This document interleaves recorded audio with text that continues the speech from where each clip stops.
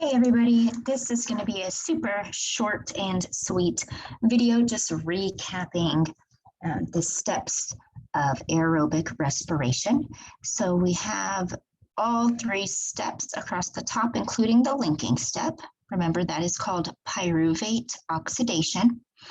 And so with glycolysis, which happens in the cytoplasm of all cells, and it can occur with or without oxygen. So remember, we start with glucose, and in the process of making 2 molecules of pyruvate, we also get 2 molecules of usable ATP and 2 molecules of NADH. Then those 2 molecules of pyruvate move to the mitochondrial matrix for eukaryotes, or remains in the cytoplasm for prokaryotes. And that each molecule of pyruvate is going to get converted into an acetyl-CoA molecule. Okay, it's a 1-to-1 ratio. So because we made 2 molecules of pyruvate during glycolysis, each of them are going to be converted to acetyl-CoA. So we'll end up with 2 of those. And we also get 2 molecules of stored energy in the form of NADH as well. Then the acetyl-CoA acts as the starting molecule for the Krebs cycle. Okay, now remember, only 1 molecule of acetyl-CoA can go in at a time. So each individual turn of the Krebs cycle makes 3 NADH, 1 ATP, and 1 FADH2.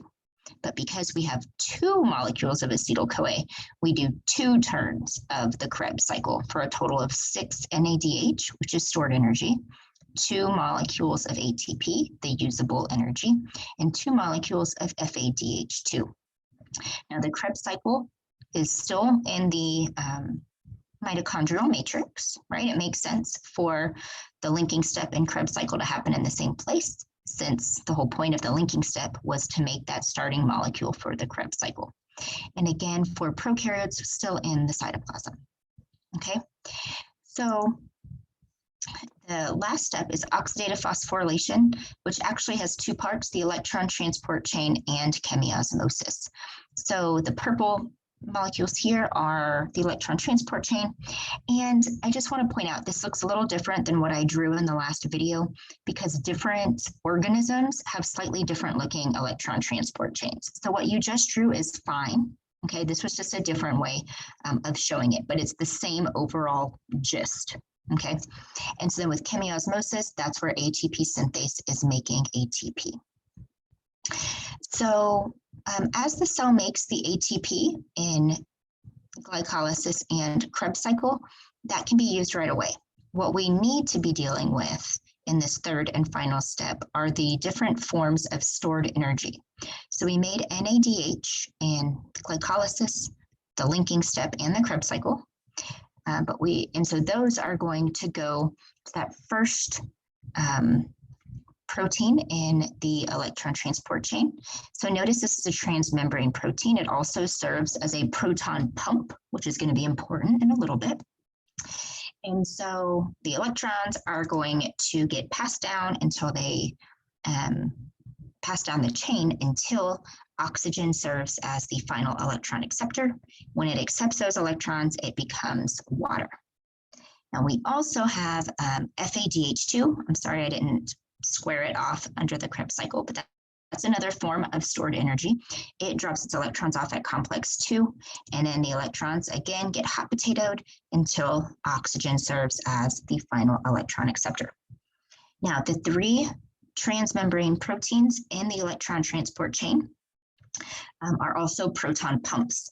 So as an electron is hot potatoed down the chain, okay, the protons are being pumped across that membrane, okay? But again, remember, they're sassy. They don't want to stay on that side of the membrane. And so they use ATP synthase as a way to get back down. And in doing so, they are going to make lots and lots of ATP. Okay, the net yield of this whole process is about, normally it's around 32 to 34 ATP total. Okay, so this is just a quick overview of respiration. I do want to mention 2 things though real quick. Remember that this third and final step in eukaryotes, it's happening in that inner mitochondrial membrane. And that's why that inner mitochondrial membrane is folded, because this is where ATP synthase is. So the more inner mitochondrial membrane in eukaryotes, the more ATP synthase enzymes there are, and the more ATP that can be made. This is happening in the plasma membrane of prokaryotes. Okay, because that's really the only membrane that they have.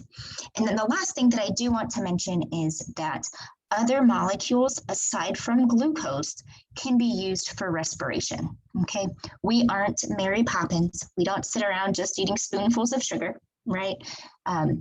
Other molecules enter into this process at various steps. So if I were asking you to memorize all the steps of glycolysis, all the steps of Krebs cycle, you'd be able to see that different molecules, different sugars, and even like fats and proteins and things, they can all enter into this process at different points. Okay, we just use glucose because it's normally just the starting molecule to go from start to finish. Okay, let me know if y'all have any questions.